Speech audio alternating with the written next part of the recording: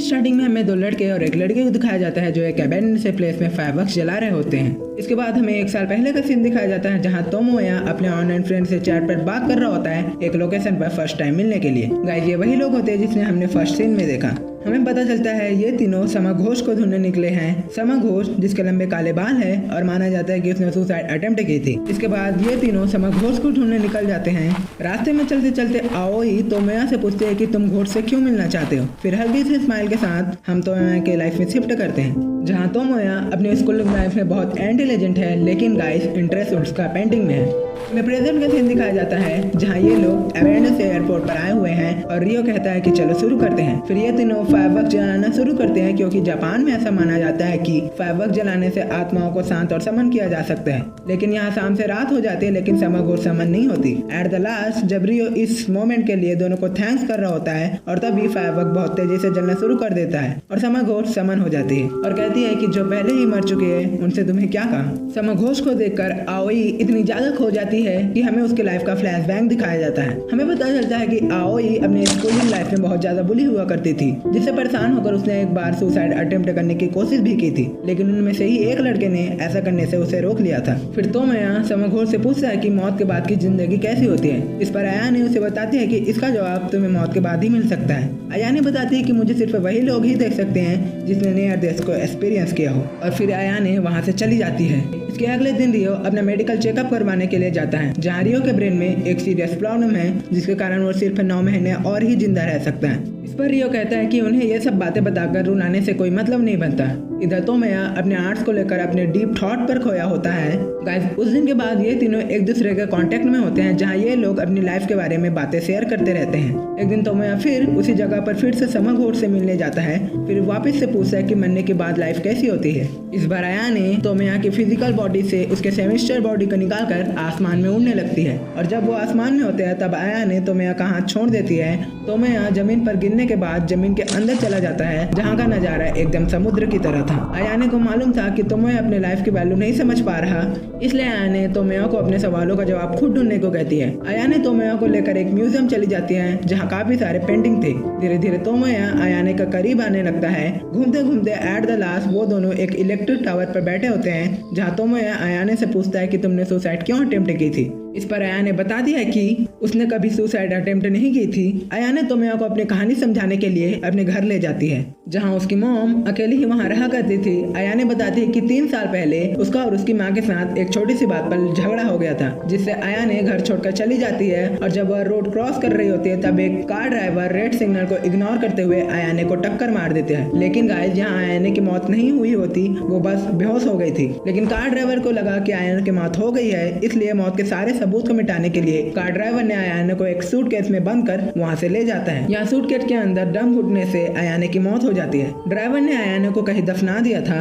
अयाने के मॉम को अभी भी लगता था कि उसकी बेटी जिंदा है और वो एक न एक दिन जरूर लौट कर आएगी। अयाने बताती है कि वो अभी अपनी लाइफ में बहुत कुछ करना चाहती थी जैसे घूमना फिरना, किसी से प्यार करना। अयाने पूछती है कि क्या तुम मेरी लाश को ढूंढने में मेरी मदद करोगे। इसके बाद अयाने वहाँ से चली जाती है। दूसरे दिन तोमोया एक बार फिर उसी म्यूजियम में जाता है एंड वहीं पर उसकी माँ भी पहुँच जाती है जिस पर उसकी माँ उसे कार में बैठने को कहती है और कहती है कि तुम्हें अपनी पढ़ाई पर ज्यादा ध्यान देना चाहिए। इस बात पर तोमोया गाड़ी से उतरकर चला जाता है और एक बार फिर तोमोया फायरवर्क्स लेकर अयाने के पास जा रहा होता है जिसे रियो देख लेता है। तोमोया अयाने की हेल्प करना चाहता था पर काफी दिनों तक ढूंढने पर भी उन्हें अयाने की बॉडी नहीं मिलती है। तोमोया के इंट्रेंस एग्जाम भी करीब आ गए थे जिस पर अयाने भी कहती है कि उसे अपने फ्यूचर पर फोकस देना चाहिए न कि अयाने की बॉडी पर। वैसे भी समर का सीजन खत्म होने वाला था। अब तोमोया रियो और आओई से मदद मांगता है जहाँ रियो तोमोया से मदद करने के लिए साफ मना कर देता है। तोमोया रियो को अयाने की लाइफ से सारी जुड़ी बातें बताता है लेकिन फिर भी रियो वहाँ से चला जाता है। रियो के पीछे पीछे आओई भी चली जाती है। इधर तोमोया अकेले ही अयाने की बॉडी ढूंढने निकल जाता है। इधर के सीन में हमें दिखाया जाता है कि रियो भागते भागते ब्रिज पर पहुंच जाता है जिसका पीछा करते हुए आओई भी वहाँ पहुंच जाती है। रियो रोते हुए बताता है कि मेरे पास ज्यादा टाइम नहीं है, इसलिए ना तो वो कोई दोस्त बनाना चाहता है और ना दोस्ती निभाना चाहता है। इस पर आओई बताती है कि मैं अपनी स्कूलिंग लाइफ में किस तरह बुली हुआ करती करती थी, लेकिन उस दिन के बाद मुझे जीने का एक नई उमंग मिली। इधर तोमोया के सभी फायरवर्क्स खत्म को आने हुए होते हैं, तभी रियो और आओई वहाँ फायरवर्क्स लेकर पहुँच जाते हैं। अब ये चारों अलग अलग होकर अयाने के बॉडी को ढूंढने निकल जाते हैं। अयाने तोमोया को उसके इस काइंडनेस के लिए थैंक्स कर रही होती है कि तभी आओई बताती है कि मुझे शायद अयाने की बॉडी मिल गई है। फिर अयाने उस सूटकेस को छूते ही पहचान लेते हैं कि ये उसी की ही बॉडी है। इसके बाद आओई और रियो अपने फिजिकल बॉडी में लौट जाते हैं ताकि वो अयाने की बॉडी को बाहर निकाल सके। अब अयाने सबसे अलग होने वाली थी तो वो तोमोया को अपनी लाइफ को जीने को कहती है। तोमोया को अपनी लाइफ की वैल्यू और इम्पोर्टेंस समझाती है। अब तोमोया भी अपनी फिजिकल बॉडी में आ जाता है। अब तीनों अयाने की बॉडी जहाँ दफन है वहाँ पहुँच जाते हैं, पर गेट के बंद होने के कारण आओई तोमोया को पास करके गेट के बाहर धकेल देती है। जैसे ही तोमोया सूटकेस को टच करता है तो तोमोया अपने सबकॉन्शियस माइंड में खो जाता है और वो अपने आप को अयाने के पास पाता है, जहाँ अयाने उसे अपने साथ ही चलने को कहती है। इधर रियो तोमोया को चिल्ला रहा होता है।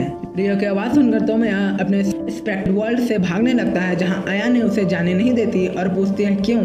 इस पर रियो कहता है कि तुम अयाने नहीं हो। दरअसल रियो को जो चीज जाने से रोक रही थी वह खुद उसका कॉन्शियस था, जो उसे सुसाइड करवाना चाहता था। इसके बाद तोमोया वापस से होश में आ जाता है और फिर फर्स्ट एंड लास्ट बार तोमोया अयाने को हक करती है, उसे थैंक्स बोलकर वहाँ से हमेशा के लिए चली जाती है। अब तोमोया समझ चुका था कि वो अपने पढ़ाई के साथ अपने पैशन पर कैसे फोकस रहे। कुछ दिनों बाद अयाने के घर पर कोई नॉक करता है। जब उसकी मॉम दरवाजा ओपन करती है तब उसे अयाने के लॉकेट मिल जाती है और वो अब समझ जाती है कि अब अयाने कभी वापस नहीं आएंगे। इसके बाद दिन बीतते गए, समय ढलता गया, बहुत सारे सीजन चेंज हुए और फाइनली समर वापस आ गए। अब ये तीनों एक बार फिर उसी जगह पर फायरवर्क्स जलाते हुए अपने लाइफ में आए बदलाव को बतलाते हैं, जहाँ तोमोया बताते हैं कि उसने अपने पैशन के बारे में अपने मॉम को बता दिया और आओए भी अब अपने दोस्त से बुली होने पर डट कर सामना करती है। फिर तोमोया आओए रोने लगते हैं और रियो कहता है कि 2 महीने पहले मरे हुए इंसान के लिए ऐसे नहीं रोते। मतलब 2 महीने पहले ही रियो की मौत हो गई थी, जहाँ उसके मौत के लास्ट टाइम पर उसके दोस्त वहाँ पर मौजूद थे। इसका मतलब जो अभी समर घोष है वो अयाने नहीं रियो है। एंड इसी के साथ मूवी यहीं पर खत्म हो जाती है।